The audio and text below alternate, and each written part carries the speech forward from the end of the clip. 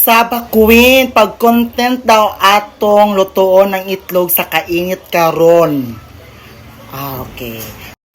Ayan, so abani ko ninyo, og i-try na to karon na lutoon ng itlog sa kainit karon, no? So, ubani ko ninyo, let's go! Ayan mga kasaba Queen, so nako diriya karon sa taas, diri sa mga second floor, nawa pa na humain. And karon mga kasaba Queen, ako anang gibulad ang kala sa init. And then totoo, butangan na yun nato ng mantika. Ato sampay nito ng kalaha. Init kayo mga kasaba Queen, pwede yung initan, no? So itry nato itong nasa Facebook na maluto lagi sa kainit ang itlog. So karon mga kasaba Queen, ako anang gibulad ang kaha. And natay dala mantika og itlog, plato, og iyang syempre ang sandok. O sige mga kasaba Queen, ato anang butangan og mantika mga kasaba Queen. Try nato ni kung tinuod ba jud to makita nato sa Facebook na mga na viral kung maluto sa kainit ang itlog, no? Sa ato sang hikapon ko ay napay tubig, napay tubig mga kasaba Queen, wala pa nakuha na. Ato sa nang panon sa pawala ang tubig. Okay na siguro na mga kasaba Queen, so wala na tubig. So nanatay mantika, ato nang yabag mantika mga kasaba Queen ha. And then ato sang painitod pod ang mantika para maluto ang ato ang itlog. So ayan mga kasaba Queen, so ako pang gihulat kung mainit ba jud ang mantika, no? Kay mga pila na ko ka oras char oras. So mga pila ko ka minutes diri. So atong i-try lang kung maluto ba ang itlog sa kainit sa adlaw karon. So ako pang gibulad ang kaha o gibutangan po nako og mantika. So andam na ta na makita ninyo karon kung maluto ba jud ang itlog. So taod-taod mga kasaba Queen, ubani ko ninyo na atong iprito ang itlog dira. Okay? Kulat lang mo dira. So karon mga kasaba Queen, so nigamit ko og payo kay pwede yung inita. So okay na siguro nga to ang kaha o okay na pala itong mantika. So inita ni mga kasaba Queen, so try na nato, no? So dool gamay bias. Itiri focus. So ready na mo? And 1, 2, 3, go! Walk na nato.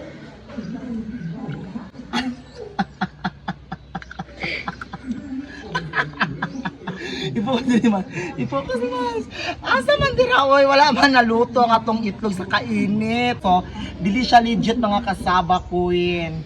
Ambot lang kung sauban giunsa kanila, kasi giuna siguro nila init ang kaha before nila giprito, before nila gibulad diri ano. So wala. Wala naluto ang amo ang itlog sa kainit sa adlaw karon. So dili siya legit ang ako ang gibuhat karon mga kasaba Queen. Tanawan idool. O di ba wala naluto ang atong itlog. So busa akong buhaton karon, ako ning iprito sa kalayo. O sige na. Bye.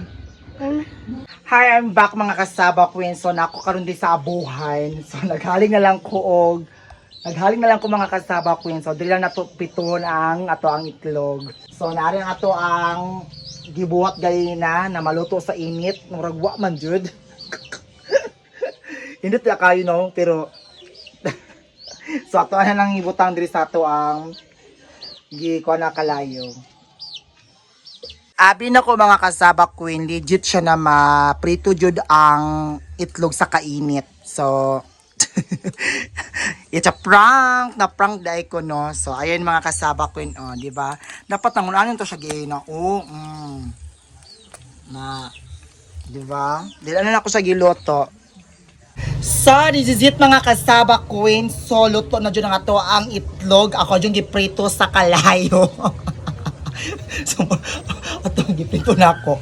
So ato lang tilawon mga kasaba Queen kung unsa ang lasa ani, kay wala ko gibutangan og asin og bitsin. So atong i-try kung sa lasa ani, kay nabulad man sa init.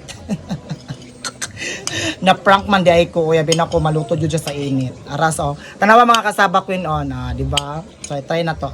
Kaon na, sige kaon na ta. Lami.